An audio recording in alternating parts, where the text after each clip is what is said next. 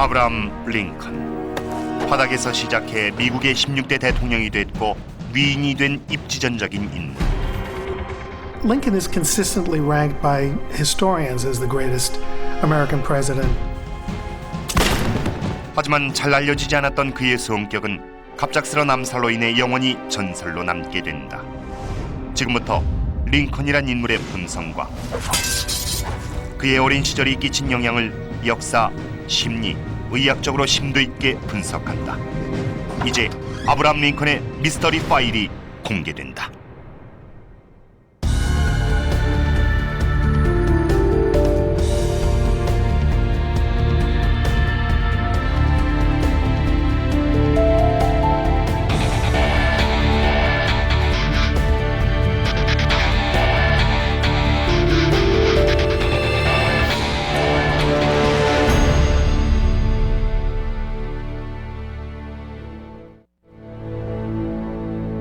아브라함 링컨은 두 번째로 대통령에 당선된 지 겨우 5개월 후 희극 공연을 보기 위해 이 극장을 찾았다.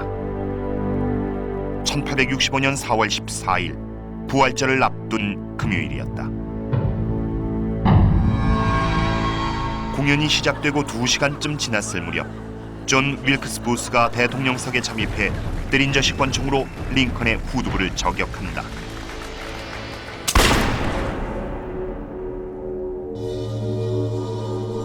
링컨은 다음날 아침 사망했다.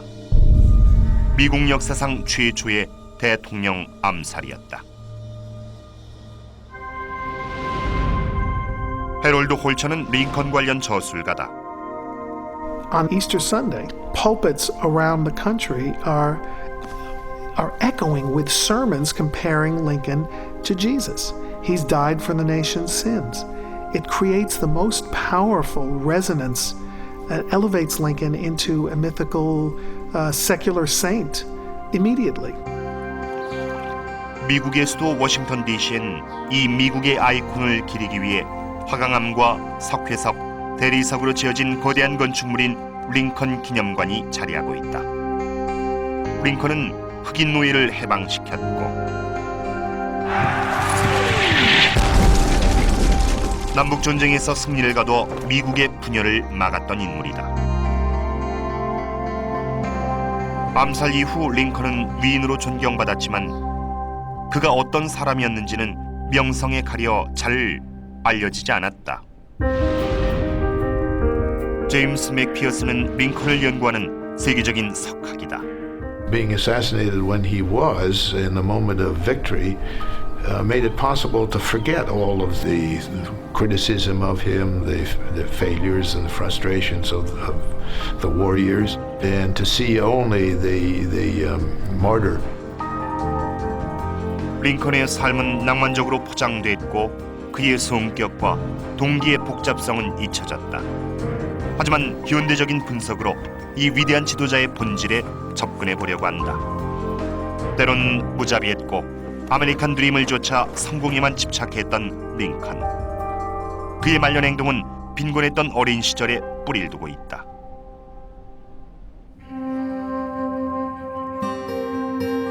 링컨이 태어난 곳은 켄터키주 싱킹 스프링 팜이었다. He quite literally was born in a log cabin on the frontier to a family of self-sufficient dirt farmers. 그래서 그의 교육 여건도 극도로 제한적일 수밖에 없었다. He was always a little bit embarrassed about his lack of education.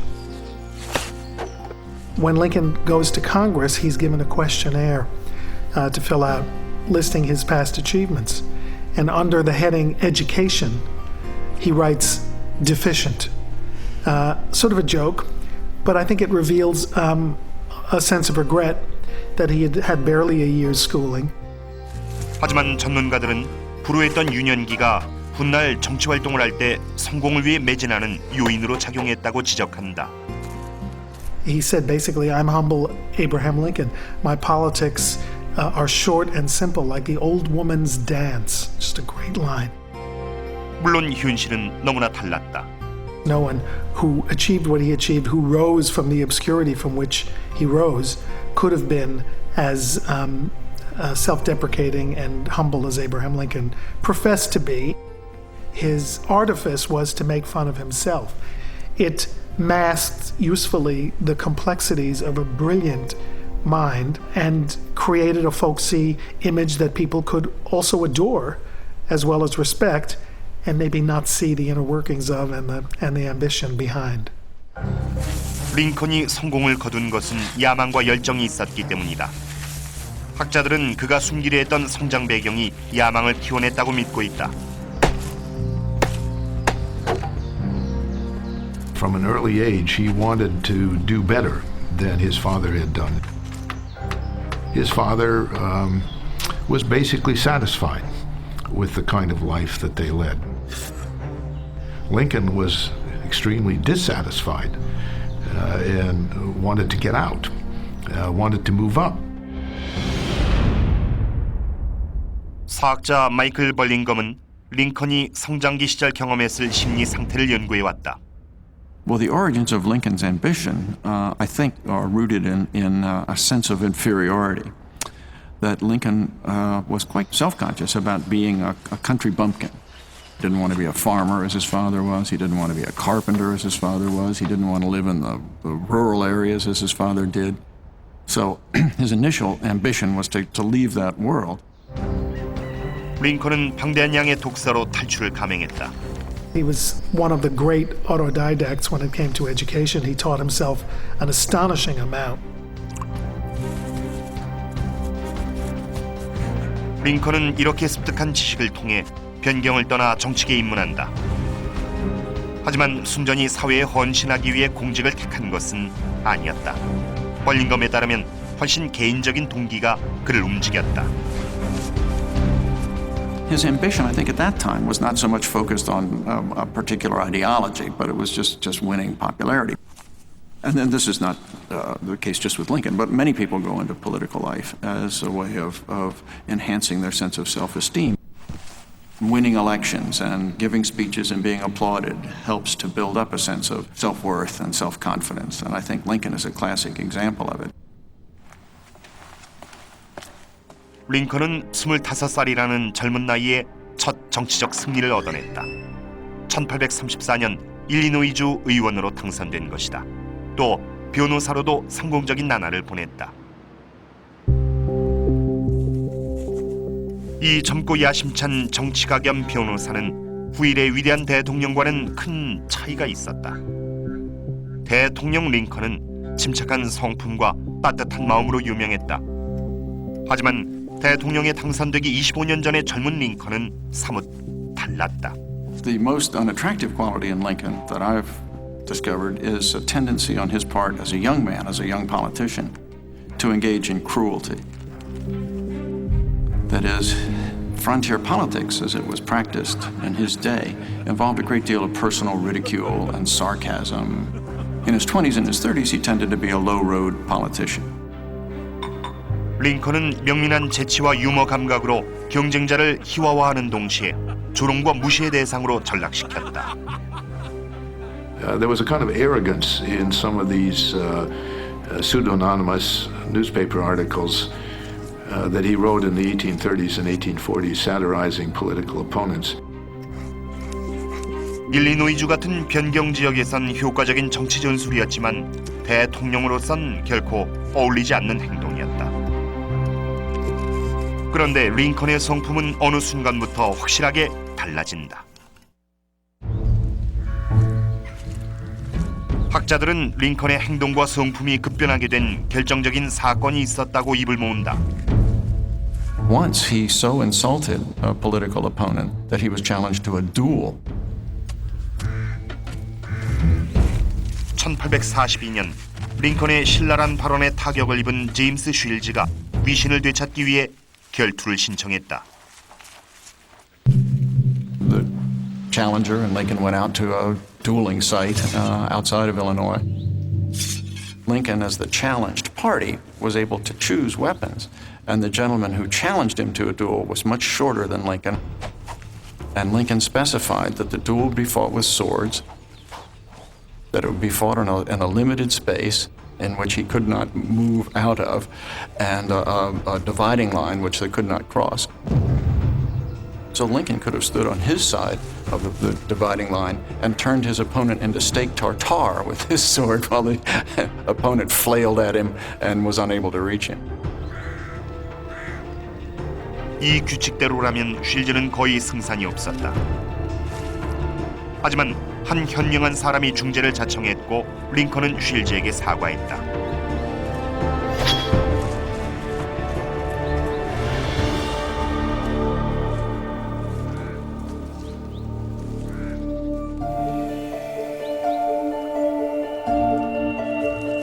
링컨은 이 사건으로 인격적 성장을 경험했고 40살의 나이에 주류 정치계를 떠나 5년 동안 은둔했다.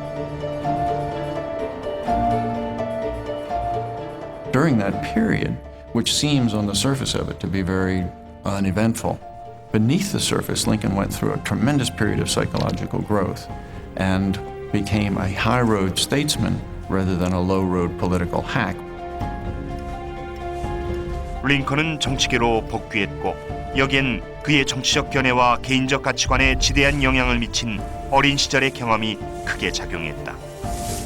And what brought him back in 1854 was the Kansas-Nebraska Act. 미국 의회는 캔자스와 네브라스카라는 새로운 영토를 인정하는 법을 통과시키면서 이 지역 정착민의 노예 고용 역시 승인했다. 노예제를 금지하기로 했던 초안이 뒤집히면서 많은 논란을 불러일으킨 법안이었다.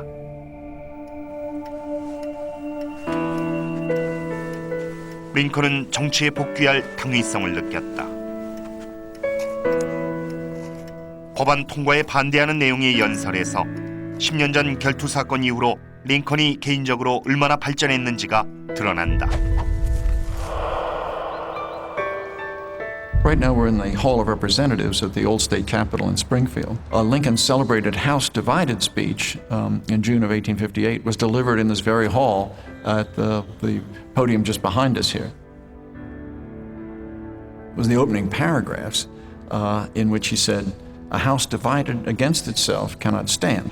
I believe this government cannot endure permanently half slave and half free. I do not expect the Union to be dissolved. I do not expect the house to fall, but I do expect it will cease to be divided." 이렇듯 링컨의 연설들에 담긴 호소력과 지성은 그를 전국적인 정치인으로 격상시켰다. So it established Lincoln's credentials as a very powerful spokesman for the anti-slavery cause. He became an even more prominent national figure, and it really helped to make him president. 이로써 링컨은 대통령 출마 결심을 굳혔고 개인적인 정치 신념에도 전기가 마련됐다. His ambition then is not just to achieve fame and applause, but also to help do something that would alleviate the suffering of the slaves and to vindicate the honor of the country. 벌링검 교수는 방대한 연구를 통해 링컨이 노예제 폐지 시각을 갖게 된 근원을 찾아냈다. In his speeches, he emphasized not so much the traditional arguments that abolitionists made. Instead, he emphasizes again and again and again that it's an outrage that somebody goes out and works in the hot sun all day and somebody else derives all the profits. 이건 역시 링컨의 성장기 경험이 미래 정치 활동에 영향을 미친 예다. I connected that with the way he was treated by his father. When Lincoln was a young man, an adolescent, his father would rent him out to neighbors, and he would dig up stumps and chop down trees and do other really backbreaking farm work, and he might make 25 cents a day. 21살 미만의 자녀가 번 수익은 모두 아버지가 갖는 것이 당시의 법이었다. And then Lincoln would take it home and turn it over to his father. I think Lincoln deeply resented the fact that he was yanked out of school and forced by his father to go and work for others. And that he unconsciously then identified himself with the slaves and identified his father with the slaveholders. 또한 노예제 폐지에 관한 링컨의 시각엔 무일푼으로 자수성가한 자신의 경험도 반영됐다. Lincoln himself said it many times that slavery was an anomaly in a society that believed in the rights of all men to get ahead. Because slaves were, of course, as Lincoln once put it, fatally fixed in that condition for life. They had no hope of getting ahead. 어린 시절에 얻은 확신이 평생 동안 그와 함께했다. 링컨은 노예제 폐지 운동과 함께 정치계의 핵심부에 진출했다. 1860년 11월 6일 링컨은 파란을 일으키며 미국의 제16대 대통령으로 당선됐다.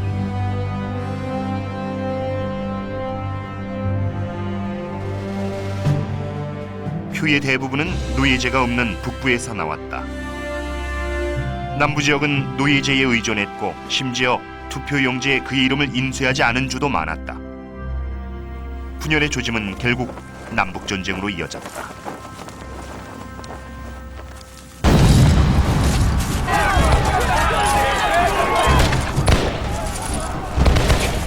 링컨은 이후 5년 동안 전쟁의 최전방에서 활동하며 가장 위대한 미국 대통령으로 역사책에 이름을 올렸지만 남다른 의지와 성품이 없었다면 그러한 위상을 얻는 일은 불가능했을 것이다. 대통령 임기 동안의 보다 개인적인 부분을 살펴보면 링컨은 자기관리가 매우 철저했으며 그가 겪은 어려움은 우리가 알고 있는 것보다 훨씬 컸다는 걸 알 수 있다. 1862년 링컨의 아들 윌리엄이 장티푸스에 걸려 사망했다. The death of Willie, the third son, during the Civil War, was particularly hard on both Mr. and Mrs. Lincoln because he was the favorite child. He was the one who was most like his father. It was a terrible blow for both his parents. He was a man of melancholy, who, especially in his younger years, had suffered from depression and went through times of depression as President of the United States too. 견뎌내기 어려운 상황이었지만 최근 링컨이 취임 초기에 어려움을 어떻게 극복했는지 알려줄 단서가 발견됐다. 링컨은 강력한 우울증 치료제로 사용되던 블루메스란 약을 복용하고 있었다. It's been speculated that that may have had an effect on his personality and his temperament and may have made him more short-tempered and irritable. 노버트 허션 박사는 링컨의 과민한 성격에서 더 심각한 징후를 일궈냈다.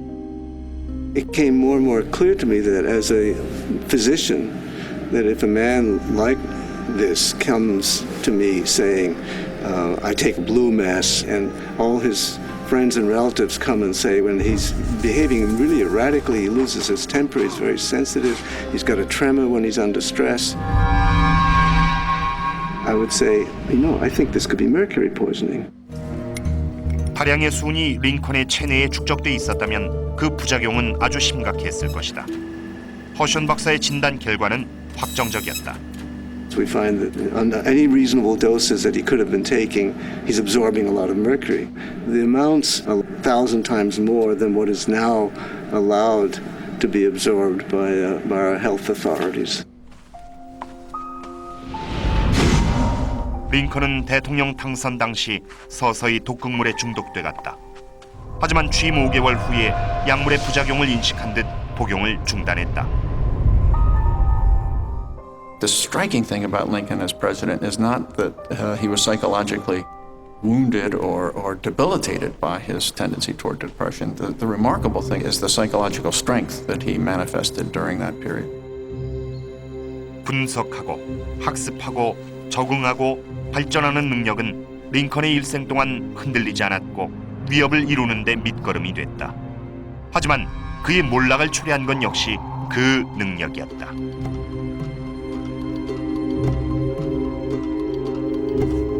링컨은 정치 초기 인종 평등을 반대하는 입장이었다. I mean, he doesn't really know any people of color in Springfield, Illinois. He says, do I believe that blacks should serve on juries? No. Do I believe that they should vote? No. Do I believe they have the right to intermarry with white people? No. 하지만 대통령이 된 뒤 흑인 사회에 대한 관점이 달라졌다. I think it's really crucial that he moves, he changes. In the White House, he meets Frederick Douglass more than once. They plan emancipation strategy together. 프레더릭 더글러스는 노예 출신의 유력한 흑인 노예 해방론자다. He welcomes Douglas to the White House. In 1865, after his inaugural address, he says publicly, "Douglas, what did you think of my speech? There is no one whose opinion I respect more than yours." This in front of a crowd exclusively made up of white people. Culturally, one of Lincoln's greatest moments. Because if there's ever a moment when he's advancing toward believing in equality, at least as an ideal, that's a moment. 남북 전쟁도 링컨에게 결정적인 영향을 미쳤다. I think a major factor in that was the contribution of black soldiers to Union victory. Here were people who had fought for their country, and by doing so, they had earned citizenship in that country. You can't ask them to fight and to risk their lives and then turn around and deny them the rights of citizenship. And I think that's what Lincoln was basically saying by 1865. 흑인 참정권에 대한 옹호는 직접적으로 링컨의 죽음을 초래했다. 어쩌면 어린 시절의 경험이 불의와 맞서 싸우는 정치 신념을 형성한 것일지도 모른다. In the last speech that he gave 3 days before he was assassinated, basically publicly came out in favor of some degree of political rights for the freed slaves.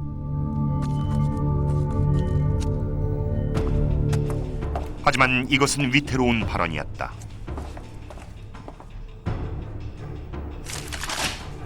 There was one member of the audience in 1865 on that April 11th day who did appreciate the importance of that speech, and that was a young actor named John Wilkes Booth, who, upon hearing Lincoln endorse black suffrage, at least limited black suffrage, turned to his companions and said, "That means nigger citizenship. That's the last speech he's ever going to give. By God, I'm going to run him through." And 3 days later, he shot Lincoln.